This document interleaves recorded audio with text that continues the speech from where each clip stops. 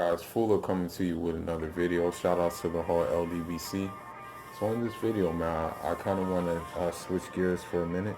You know, we talked some boxing on the last video, but now let's get to some social issues. So it appears that the governor of Puerto Rico, Ricardo Rosselló, has resigned. And that happened largely due to the protests, the mass protests in, in the U.S. territory. Now, what I want to say about that is, he actually is gonna be working there until August 2nd to allow orderly transition. It all stems from these leaked messages and on the phone and stuff like that. He said a lot of bad things, and so when people, found these things leaked, they took to the streets and they just pretty much,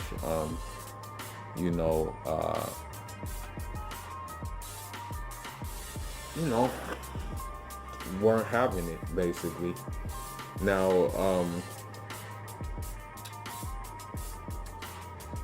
he was part of his governor was his party was a party that was like advocating for U.S. statehood, basically to be made a 51st state in the United States. That's what his party was advocating for. That's what his party wanted to do. Now, it looks like he's going to be replaced with the Justice Secretary Wanda Vasquez. What he says is like, he made mistakes, but he apologized. But I mean, like, if your actions keep on showing yourself to do otherwise, like, I mean, how good is an apology when your actions don't really show like that you're sincere in your apology? So it's like, yeah, man, this was bound to happen. The crazy thing is, man, with these text messages, and this bewilders me. Like, this really would bewilder me. Like, he actually mocked the victims of Hurricane Maria. Like, why would you mock victims of your own, like, territory? That makes no sense at all. Like, I'm like, what did you hope to achieve with that? That's crazy, but I guess he feels he can achieve something with that,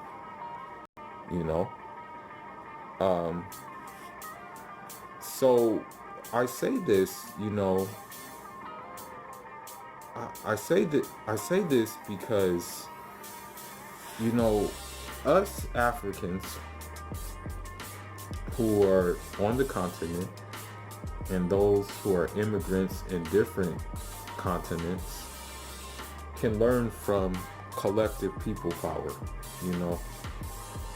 I mean, the same kind of process is unfolding, you can say, in Sudan. It's been a bloody process in Sudan thus far, but still, it's been people power. The masses have taken to the street with semi-clear objectives. They're not just marching for like, so to say, like, without a clear objective. There was an objective there involved. They weren't just like hitting the streets like blindly. There was a reason for it. And that's why, like, something like, for example, Occupy Wall Street, something like, no disrespect to them, but the Black Lives Matter movement, there was no clear objective to that. They just marched. like they did not like have an objective like, yo, we want to get rid of such and such, or we want to get rid of, you know, that didn't exist with them, you know. But when you see the masses, like for example here in I want to say in Puerto Rico, there were clear objectives. You know, there were clear objectives, and those objectives were met. You know, and it just goes to show you that, like, with people power, you can do anything pretty much. Like, you know, anything can be done. So, with that being said, you know, that's what people need to focus on. You know, they need to do things like that. You know, and I mean, with these new developments, I mean, you can say that the Puerto Ricans have honestly forged a new chapter in their history. You know,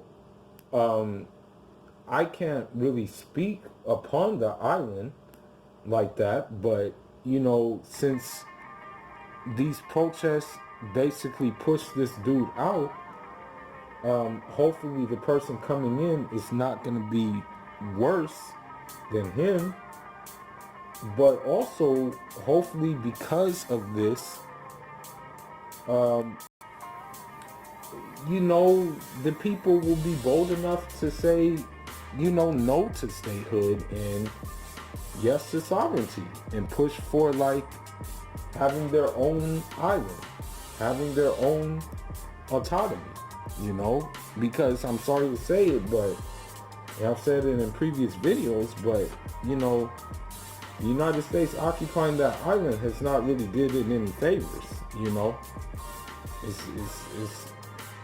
I mean, I hate to say it, but it's pretty much turned the island into another banana republic, basically, you know. When you really think of it, it's like a banana, it's like anywhere else in Central America, you know, just on the Caribbean, basically. But I mean, that would be a long drawn out process, but I mean, anything that's worth having takes a lot of time. And you know, of course there is going to be trial and error in this process, but I think this process is the necessary way forward for Puerto Ricans, you know? Because, I mean, I'm sorry to say it, but what good is being a 51st state going to do when it's probably going to just lead to more gentrification because of the simple fact that, you know, more people want to move there, you know? And it wouldn't be Puerto Rican who would want to move there. It would be you know, I don't need to talk about them, but you know who I'm talking about. I mean, you just gotta look at places like Hawaii, you know? Same thing. Hawaii hasn't really benefited from that, you know? I mean, there were native people in Hawaii before, you know? The United States played their role in it, you know? For the United States decided to do what it did, you know? So what I'm saying is that, these things need to be addressed, you know? They really do, because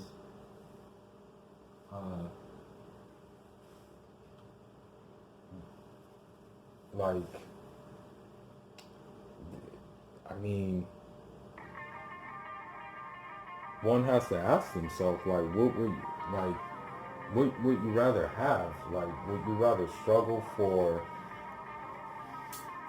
would you rather struggle for like progress and long lasting progress that's going to be generational? Or would you rather just succumb to like basically being treated as like second class citizens, you know? Because I'm not gonna lie to you, like from when you read the history, and I haven't read all of the history, but I mean, when you look at how the United States treats Latin America, it's treated it as a backwater, basically. You know, it's just treated as a backwater that it can maintain control over certain industries in there, you know, and that it can claim more territory for its own. It has not really been concerned with the progress and the well-being of the people on that continent. The same can be said about you know, when it comes to the former colonizers in Africa. You know, they are not really concerned with the well-being of the people. They're more concerned with the landmass and the resources in which the landmass has. And I mean, I think that's the same thing that Puerto Rico has been a victim of. So what I'm saying is that, like, you know, it would be better for the United States to, or the Puerto Ricans, I should say, to push for independence. You know, now it's going to be very difficult for that to happen, you know, because the United States probably won't want to let it go. But I mean, I feel personally that every nation should have the freedom to be able to build how it wants to without asking for permission from anybody else. You know? Perhaps there's a different way that the Puerto Ricans identify with than the way that mainland Americans identify with. You know? But back to my point, I mean, we Africans can learn from this, you know? If we want to make change, we have to have clear objectives, you know, in the changes we want to make.